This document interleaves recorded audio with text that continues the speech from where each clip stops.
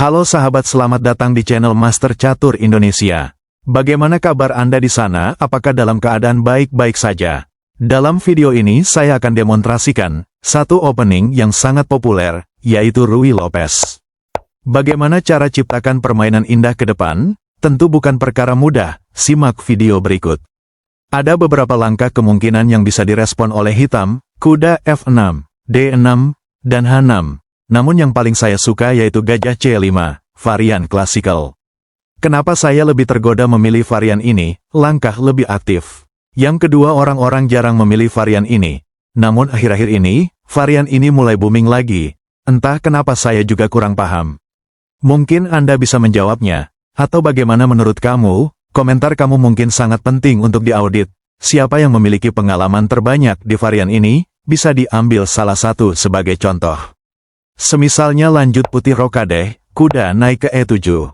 Pion C3, dengan tujuan utama dorong pion, ada langkah yang tepat yaitu gajah mundur ke B6. Sebelum kita masuk terlalu jauh, pertama-tama saya akan demonstrasikan varian utama, bagaimana bila putih baik hitam bermain lebih baik. Namun, pada akhirnya jika kedua pemain bermain tanpa kesalahan sampai di fase akhir, hampir mustahil kemungkinan bisa terjadi dalam partai. Jika benar-benar itu bisa terjadi, maka solusi draw akan menjadi sebagai jalan keluar. Pertama kita periksa varian utama, putih dorong pion D4, lanjut pertukaran pion di pusat. Maka hitam lanjut pion D5, menahan serangan di pusat, benteng putih pindah ke lajur E, hitam blok dengan gajah, putih kembangkan gajah ke G5, menteri naik ke D6. Ini adalah varian utama. Dalam 100 partai yang sudah ditemukan, dan hanya 5 partai yang kemungkinan menempuh perjalanan yang baik. Biasanya pemain lebih familiar memilih langkah aktif seperti kuda C3, dengan tujuan pertahankan serangan di pusat. Hitam rokade di sayap raja, putih naik kuda E4, ratu hitam naik ke B4. Biasanya putih di sini lebih memilih pertukaran gajah dengan kuda, berpikir hitam memiliki pion lemah di jalur C. Sampai pada posisi ini, hanya ada satu langkah satu-satunya, agar putih bisa bermain imbang, yaitu pion A3. Emang langkah ini sangat sulit ditemukan secara logika. Karena putih harus korbankan satu pion, sekarang mari kita pisahkan bagaimana jika putih menemukan langkah terbaiknya pion A3, menyerang menteri. Namun, perlu kita sediakan payung sebelum hujan tiba. Kalau hitam tergoda ambil pion gratis ini, langkah selanjutnya putih unggul kualitas, pion ini sangat beracun. Contoh, putih dapat main benteng E2, menteri mundur ke B5, putih terus majukan pion ancam keselamatan menteri. Terpaksa menteri hitam hindari ancaman, kembali pion ini maju, menyerang gajah, dan gajah gelap hitam terjebak. Walaupun ada cara lain putih tangkap pion ini, gajah mundur menyerang menteri, di mana langkah selanjutnya gajah gelap hitam wajib gugur, tanpa kompensasi apa-apa. So, apa langkah terbaik di sini setelah H3? Kamu jangan tergoda ambil bidak beracun itu, geser menterimu ke C4. Walaupun putih main benteng C1, menyerang posisi menteri. Hanya ada satu langkah tepat di sini. Menteri mundur ke A6, putih ambil pion, menteri kembali lagi manuver ke B7, setelah putih mundur bentengnya ke C1. Benteng hitam pindah ke E8, putih lanjut menteri D3, pion H6, mengusir gajah ke D2, benteng hitam geser ke D8. Memang di sini kita lihat untuk sementara ini, hitam kalah satu biji pion, namun perlu kamu ketahui. Kompensasinya perwira hitam lebih aktif, jadi pion yang hilang itu, bukan musnah secara cuma-cuma, tetap ada balasan yang setimpal. Semisalnya, putih lanjut pion B4, gajah naik ke F5, kuda F6. Setelah hitam tangkap kembali, putih ambil gantinya tangkap gajah F5. Setelah sampai di sini ada juga langkah tepat. Jangan terlebih dahulu memilih pertukaran benteng, sebaliknya hitam makan pion pusat dengan gajah, setelah putih ambil kembali. Ambil kembali dengan benteng, putih makan pion H6, di mana hitam tidak bisa ambil kembali, karena kuda lagi terancam, dan memaksa bongkar pertahanan sekitar raja. Kamu bisa main menteri A6, walaupun putih lanjut pertukaran benteng, masih ada kuda kamu di sana. Walaupun ada menteri E5, mundurkan benteng ke D8, gajah putih mencoba ancam keselamatan benteng, balas dengan makan pion berbalik ancam benteng putih di C1. Belum berhenti sampai di situ, masih ada satu langkah tepat dari warna putih main benteng A1, menyerang menteri. kamu bisa main melawan balik dengan pion F6. Setelah sampai di posisi ini, permainan hasilnya imbang, dan ini sudah memasuki fase akhir. Bila kedua pemain, katakanlah bermain seperti engine dan hasilnya, sebagai jalan keluar harus draw. Ini sudah 28 langkah, hampir dibilang mustahil, dan tidak pernah terjadi dalam sejarah kedua pemain tanpa melakukan kesalahan sekecil apapun. Ini adalah variasi utama, namun yang saya garis bawahi, tidak mungkin sampai di fase ini, tanpa ada kesalahan yang dilakukan standar manusia, yang tidak pernah luput dari kesalahan. Maka sebelum sampai di fase ini, kita perlu pelajari langkah-langkah yang kemungkinan direspon oleh putih, seperti langkah lemah. Namun kamu bisa memanfaatkan itu, sebelum sampai di fase ini, maka peluang menang kamu akan lebih besar.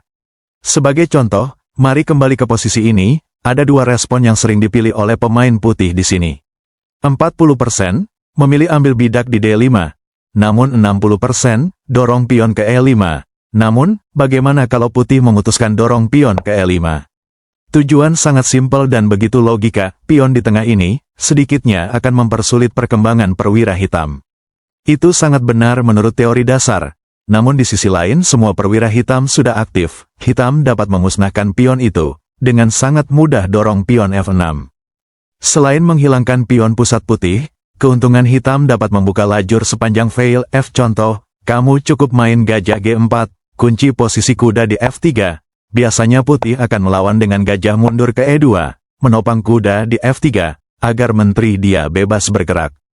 Setelah itu segera dorong pion F6, sembari hancurkan pertahanan putih di pusat, dan membuka sepanjang fail F. Setelah putih lanjut pertukaran pion, lanjut pion H3, kembali lanjut pertukaran gajah di F3.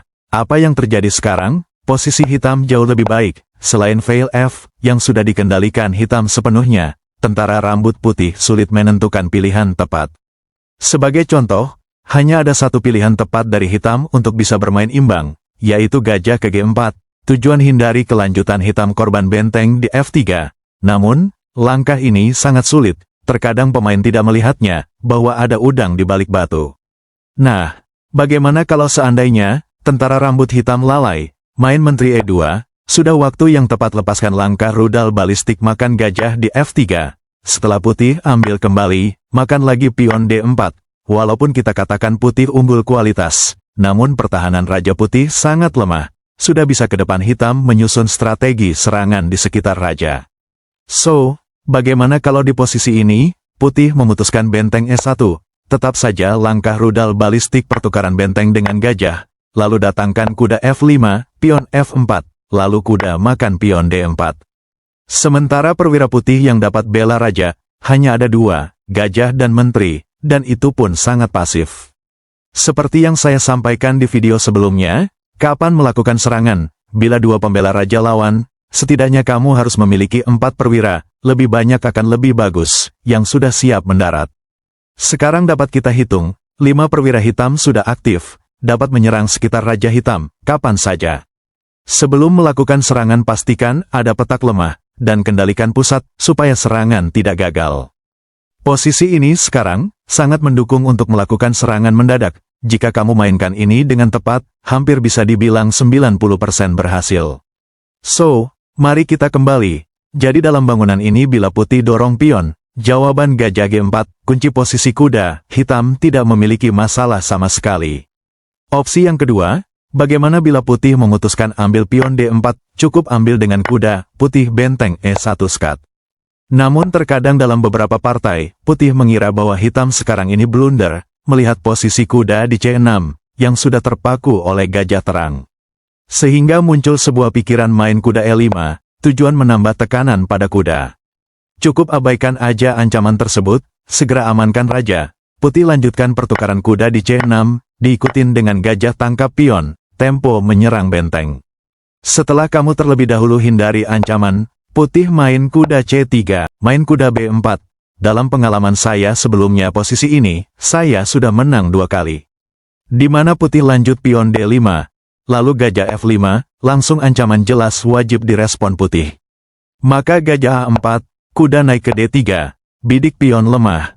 Bila putih memutuskan benteng E2, akan dibalas menteri H4, membidik pion lemah 3 kali. Nah, Tapi kebanyakan pemain mereka itu main benteng ke F1, menahan tekanan di F2. Setelah itu datangkan menteri F6, putih tarik gajahnya ke C2, kuda makan pion, benteng makan kuda, gajah kembali tangkap. Maka setelah raja ambil kembali, mereka mengira hitam tangkap gajah di C2. Namun jawaban gajah G4, forking raja dan menteri. Langkah selanjutnya, hitam akan menang dengan sangat mudah. So, sekarang mari kita kembali. Selain itu ada juga kemungkinan besar yang bisa dibalas oleh putih. Main kuda G5, di mana putih berpikir ke depan mereka unggul satu pion. Cukup kamu amankan raja, bila putih lanjut pertukaran gajah dengan kuda, lalu tangkap pion. Hitam makan, putih kembali makan. Setelah sampai di sini, kebanyakan tak terlihat lawan jawaban menteri H4, langsung menekan pion F7. Bila putih blok dengan gajah, makan gajah itu, bila nekat ambil gajah, terlebih dahulu skat, maka langkah selanjutnya putih skat mat. So, namun kebanyakan pemain memilih pion G3, segera tangkap pion pakai menteri, sekarang putih harus perhatikan ancaman di F2. Bila benteng kembali, di sini ada langkah terbaik yaitu makan pion pakai benteng, setelah makan, lanjut benteng F1. Terpaksa putih blok dengan gajah, maka kamu sudah bisa menyederhanakan permainan makan gajah, putih makan, kamu makan kembali pion, lagi-lagi menyerang benteng. Putih kembangkan kuda, makan benteng, open skat. Sebenarnya posisi ini sudah jelas hitam menang, karena ke depan hitam unggul biji pion dalam fase akhir. Contohnya, putih main benteng, mencegah open skat, main benteng D2 skat. Setelah raja gerak, lanjut makan kuda, justru hitam unggul perwira selain unggul pion. So, bila putih memutuskan raja gerak, makan pion B2, jelas bila permainan ini dilanjutkan hitam unggul biji pion. Contohnya, kuda mundur ke D1, makan pion skat, setelah serangkaian langkah. Maka jelas hitam akan menang, jika keunggulan sebesar ini. So, mari kita kembali. Skenario yang lain dalam posisi ini, terkadang ada juga pemain tidak segera dorong pion ke D4. Namun terkadang pemain majukan pion itu hanya selangkah ke D3, bagaimana cara kita main? Kita amankan raja, putih kembangkan kuda, pion D6. Setelah benteng E1, di sini ada satu langkah tepat, yaitu pion F5, kita mulai bongkar. Namun kebanyakan pemain itu main skat dengan gajah. Setelah raja geser, mereka lanjut kuda G5. Dengan tujuan ingin menang kualitas, dan ingin datangkan menteri ke H5, hanya ada satu langkah tepat, yaitu menteri E8. Selain kontrol kotak F7, juga mencegah menteri hitam datang ke H5. Sementara ada serangan tersembunyi di sepanjang file F, wajib putih harus mundurkan benteng ke F1, untuk perhatikan serangan tersebut. Setelah itu pion H6 ancam kuda, kebanyakan pemain lebih memilih kuda ke depan, daripada mundur. Jangan terburu-buru ambil kuda itu, segera main benteng F6, dan kuda putih terjebak, di mana awalnya putih merasa dia sudah unggul, ternyata sebaliknya. So, yang kedua, bagaimana jika di posisi ini, putih main pion H3, tetap skenario dorong F5. Walaupun gajah skat, raja geser, bila kuda G5, tetap datangkan menteri E8. Bila kuda lompat ke E6, segera lanjut pertukaran gajah dengan kuda, disusul menteri G6, setelah terjadi serangkaian langkah ke depan. Posisi hitam sedikit lebih baik, dia tidak memiliki masalah sama sekali. Semoga pembelajaran hari ini bermanfaat, terus asah kemampuanmu bersama Master Catur Indonesia, karena setiap langkah kecil bisa jadi kemenangan besar. Sampai jumpa.